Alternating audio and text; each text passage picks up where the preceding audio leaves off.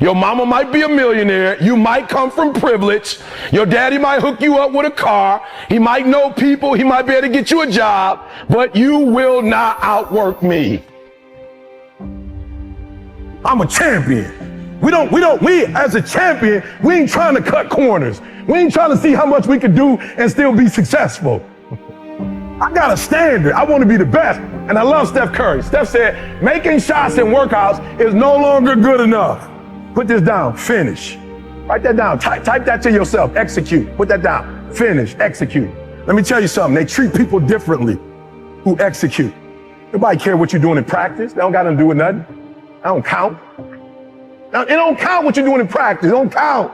It don't count what you do first quarter, second quarter, third quarter. The most important quarter is the one you like where you won. Write that down. Finish. Effort is not good enough. Ain't nobody paying you for effort. You don't get paid for effort. You don't get paid for trying. Now, some of you like, that's too much. Well, you're not going to be a champion. Going up against other champions, you think you're going to get 50%? You think you're going to get 70%? You think you're going to get 80? I watch y'all. Y'all good, but you need to be great in this league too. You're real good at what you do, but some of you don't finish. You look good in the first. You look good in the second. But the fourth with the last 3 minutes, I can tell. With the last three. Listen to me. The real beast is the last 4 minutes. The real beast is when their legs give out. The real beast when they tired. The real beast find a way to pull something out when nobody else ain't got nothing. You have to make a decision that nobody will outwork you.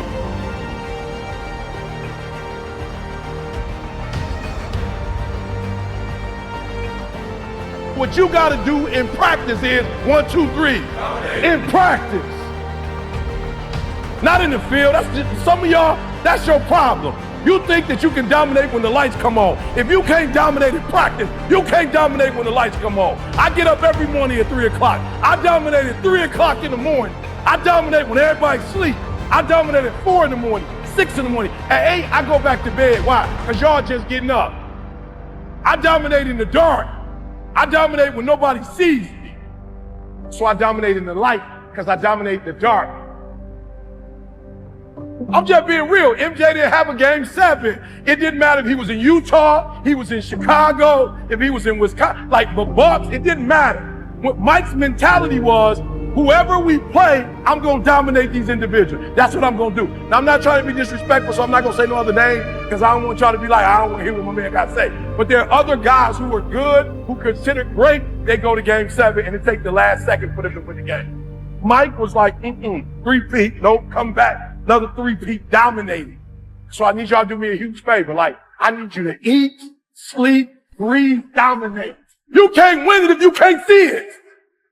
You got to see each one. The vision. You got to see yourself winning in practice. You got to see yourself winning the game. The SEC East, you got to see yourself. Then the championship, you got to see yourself. Then the playoffs, you got to see yourself. Wake up every single day. I was here before I was here.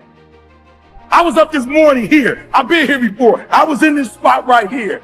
I was talking from right here. I envisioned it. I saw it already. I don't even got to hit an alarm clock. My body like, yo, eat, 2:30, get up, eat, 2:45, 1, 2, 3, discipline, 1, 2, 3, 1, 2, 3. Discipline is you do it so long, so hard, and you're so passionate about it that even when you don't feel like it, you still operate at the highest level. I dominate. Where I go, stuff happens. I dominate. 1, 2, 3. 1, 2, 3. 1, 2, 3.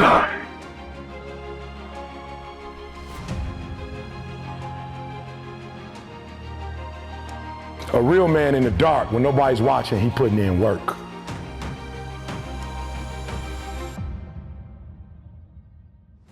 Just because you got here don't mean your 30's gonna look like this. And your 40's gonna look like this. And your 50. I mean, I wish if you played in the NFL, I wish that whatever your best day was, your best year was, you could just like capture that and that'd be the rest of your life. But unfortunately, a lot of dudes made a lot of money and broke. Most of the people who lost 30 million in 1 year, you don't get another year to make another 30 mil. If you know you're not gonna be here forever, then you're gonna treat how long you're gonna be here different.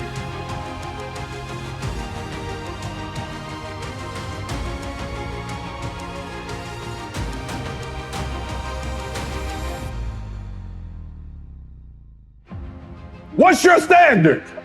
I don't care what it is. But what is your standard? I got some standard. I've been waking up at 3 o'clock in the morning and praying to God since I was 19 years old. That's a non-negotiable. Every morning at 3, I'm up. I'm the best in the world as a speaker, not because I'm the best, but I'm the best because every day I put God first.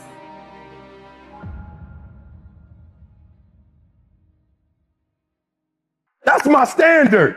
I don't care if I'm in Dubai, 3 o'clock. I don't care if I'm in Cali, 3 o'clock. I don't care if I'm down south, 3 o'clock.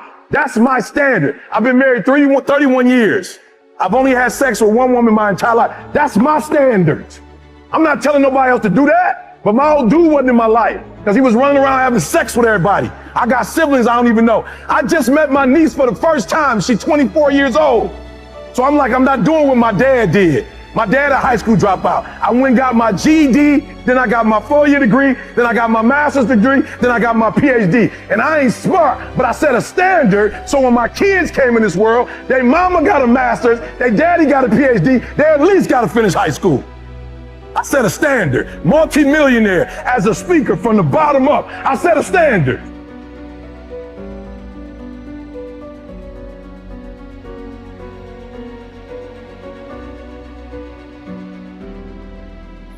It's going to be a fight. You can't keep doing this for maybe your freshman year, maybe your sophomore year, but at some point, you got to go take the life out of it. At some point, you just got to, took me 12 years to get the 4-year degree. And in the master's, I was like, and somebody said, get the PhD. And I was like, no. And it was like, come on, E, get the PhD. And when I just started going after life and taking it by its throat, not getting to some of y'all get to the line.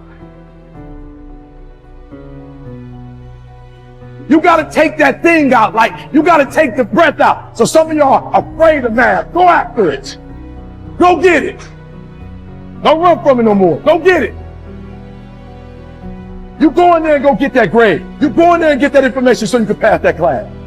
You ain't got the money to go to school. You go write those letters and you go knock on those doors. Don't be scared. You need this degree. Go knock on those doors. Go get that scholarship. Don't be scared to ask. Knock on the door. Knock. Speak. Come on, ask, and it's going to be given to you. You got to go get it.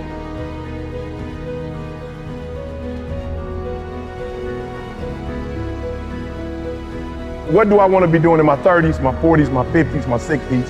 And what you do today, every day when you walk in this joint, what you do today is going to determine how you live at 30, at 40, at 50, at 60, and y'all got a head start, man. Woo.